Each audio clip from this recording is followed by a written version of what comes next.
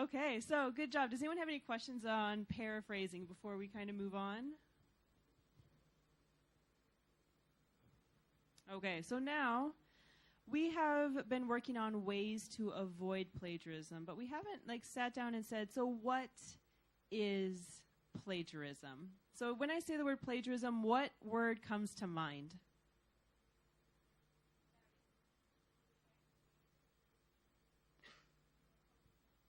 Copying. Anything else? Stealing.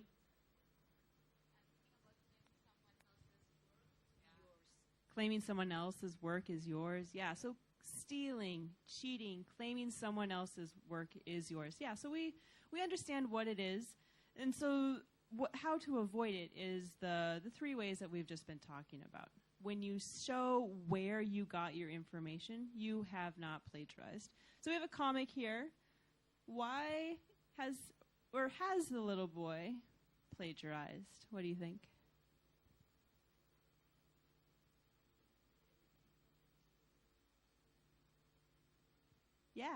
Yeah, he has been caught stealing from the internet, right?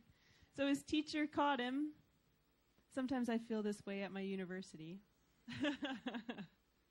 I copied everything straight off the internet. So they're not his ideas, right?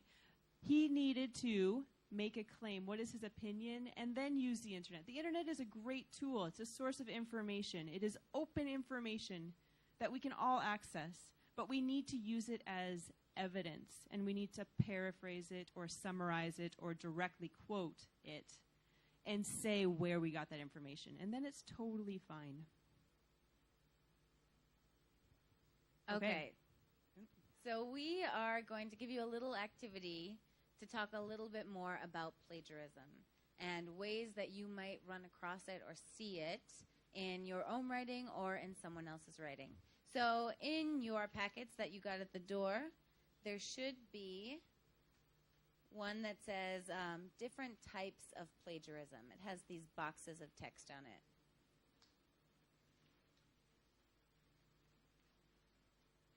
Good. Does everyone have this? Excellent. So we're going to look first at the original source, the original quotation from Graff and Birkenstein. In the first box, you see the original quotation, and then the rest of this page has different kinds of plagiarism. It ends with a good citation. So what you're going to do in your groups is look through this document and try and pick out what is the difference between these different types of plagiarism and why are they considered plagiarism and why is the last one not considered plagiarism. So we have a set of questions for you to think about as you read through this. This question's on the bottom. So we'll keep the main quotation up here so you can compare it as you're reading through. But in your groups, really think about what are these different types? How can I avoid them? So let's do groups of 4. Your groups of 4 again. Read through first, and then you can discuss the questions.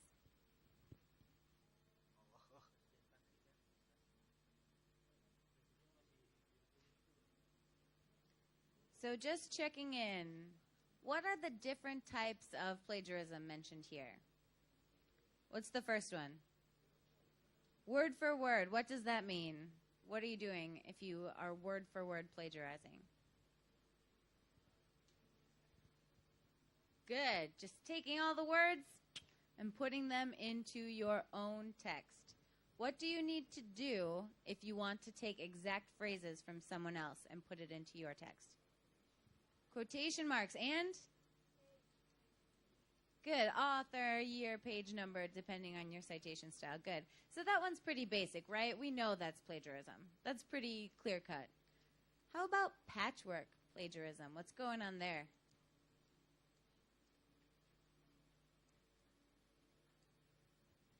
Why is that considered plagiarism? I saw someone kind of draw like this in the air. Good. So you're taking bits, like words and pieces, and just arranging them in a different way, but they're still someone else's ideas and someone else's language. And if there's no citation or quotation marks with that exact language, that is plagiarism. How about substitutive plagiarism? What's happening there?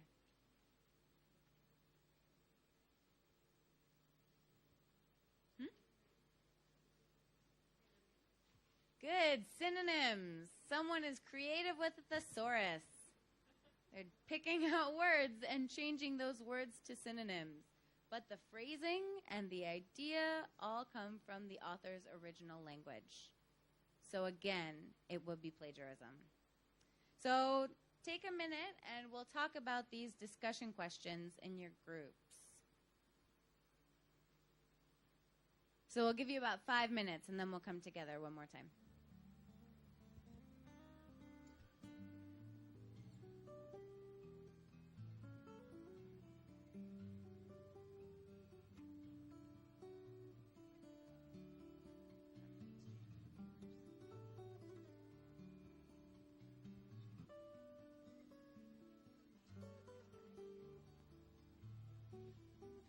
Okay, let's come back together, please. And we're going to focus on just a couple of these questions. And we'd like to start with question 4. Did anyone make it to question 4? The definition of plagiarism, is it different in your culture than what we've been talking about today? In Indonesia? In Indonesia or wherever you're Wherever from? you're from?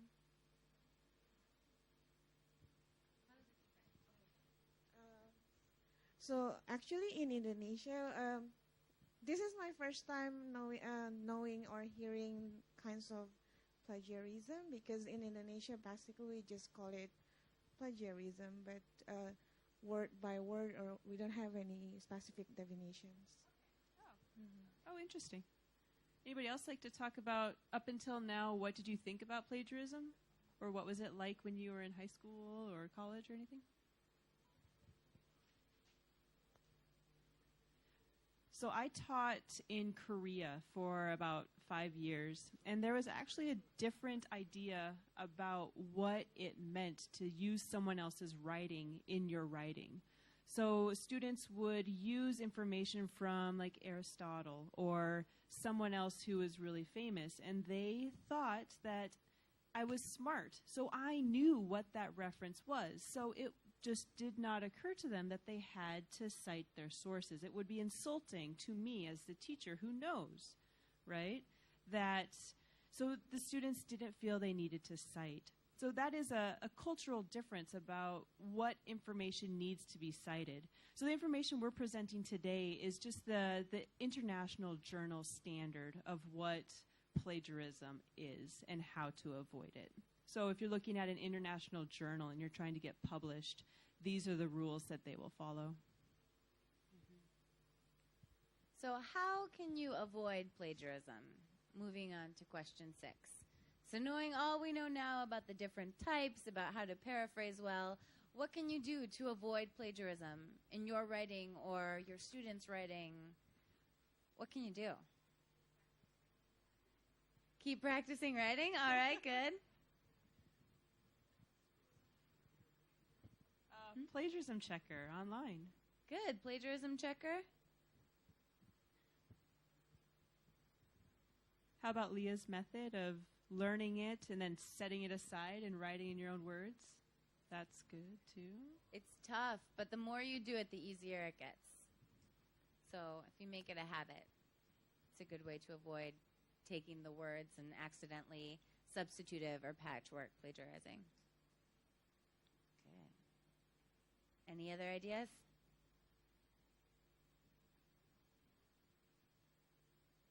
Well, we have one for you. We've made kind of a plagiarism checklist. And because most of you don't have your own writing with you today, we're going to give this to you as a challenge. So we're going to give you kind of this peer review or this checklist to go through, and we challenge you to go home, find a piece of your writing, or switch with a friend. If you're in a community where you can do that, that's great. and go through this checklist to make sure that your work is free from plagiarism, to strengthen it. So that's a handout that was in the packet. Yeah. I think it's called the peer review. Yeah, so the last one, the one we haven't looked at yet, peer review worksheet.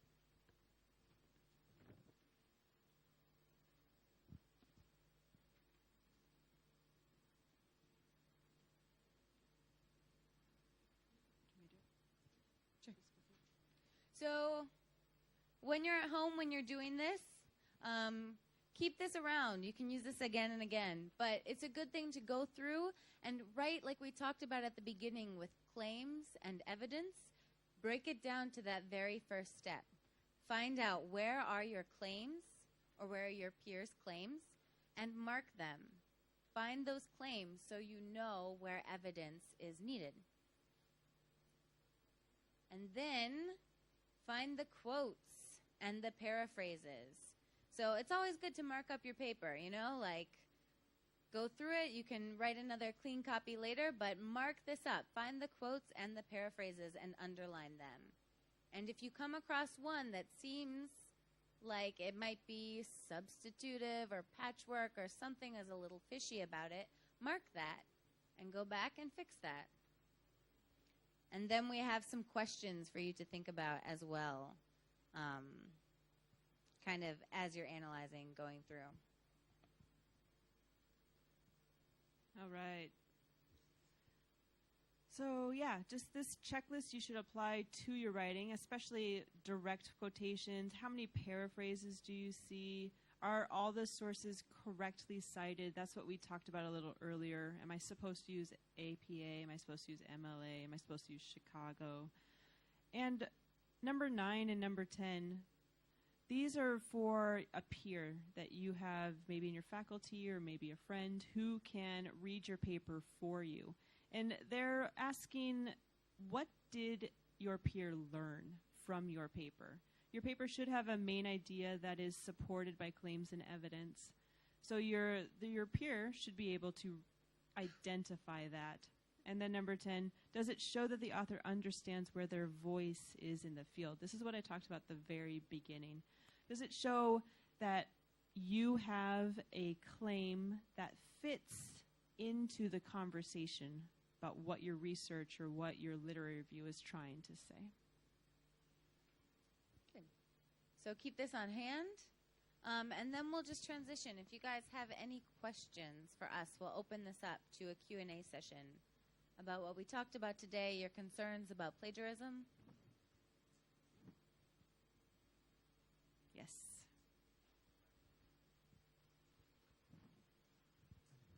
I have a question related on the plagiarism, especially on the patchwork or the synonyms. Forgot the name of the plagiarism. Because I also work as a peer review editors in some academic magazine.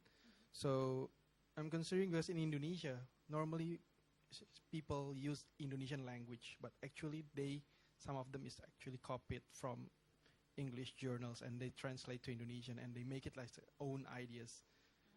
If it's a word for word plagiarism, it's easy for me to check all the things. So normally that's one of the hard work that need to do by us because we know several language, need to check on those journals in English, check in Indonesian and check both language, or maybe there is a journals in Chinese language, they translate to Indonesian. So how we as academics or international writers understand this is a copy paste or plagiarism from other journals which is not in world language. Thank you. So from my experience, when a student is transferring from one language to another, they always use Google Translate. And it's always really terrible. You know immediately that this was not the original language. So my recommendation would be just to reverse Google Translate it. And you will be able to find the original source. And then you can see if it has been plagiarized. Most likely, if they are just taking information and putting it through Google Translate, most likely it's going to be plagiarized from somewhere on the internet. So, yeah, just it's a matter of actually finding it, which you could do by doing reverse. Have you had any experiences with that? I haven't, Okay. but I think that sounds fantastic. It's easier to find than you'd think. I never have trouble finding the source for plagiarism. It's super easy. Yeah. Even in different languages. Quick Google search. Yeah. In the United States, I had students from all over the world, and so they would do their research paper in their native language, which I had no problem with. But when they put it into English, they would just use Google Translate. And so it was really easy just to reverse Google Translate, do a search for the Chinese characters or the Korean characters, and find the source. So, any other? Yeah.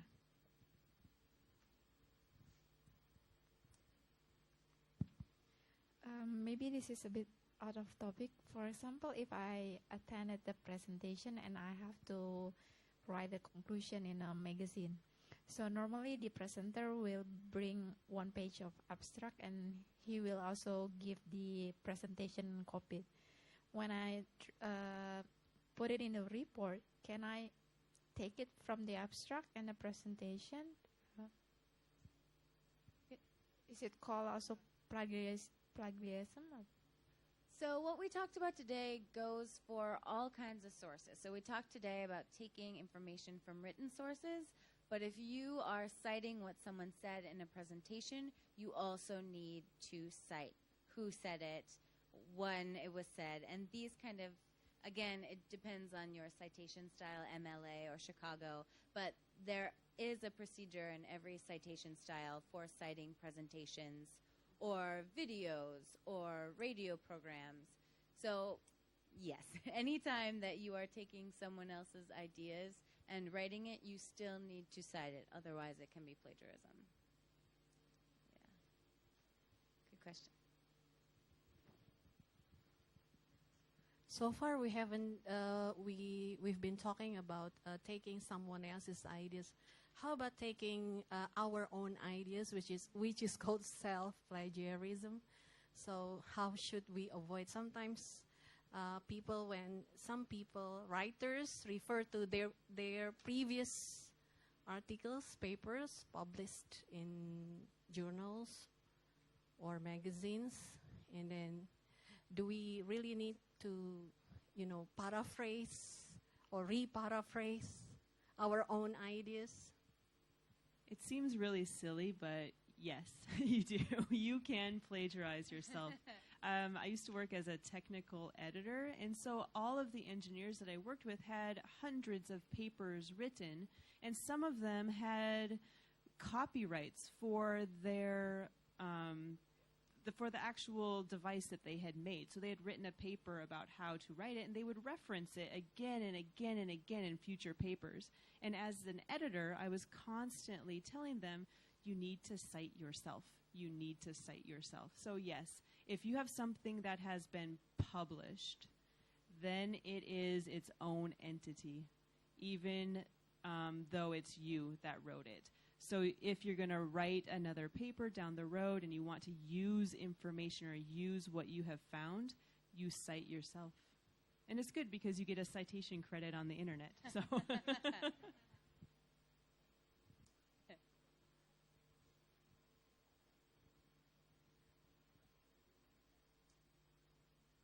Other questions?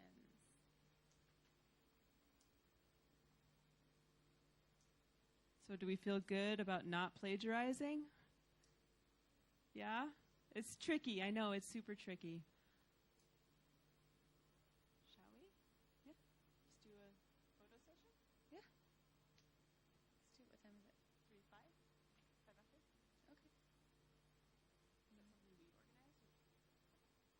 that something we organize?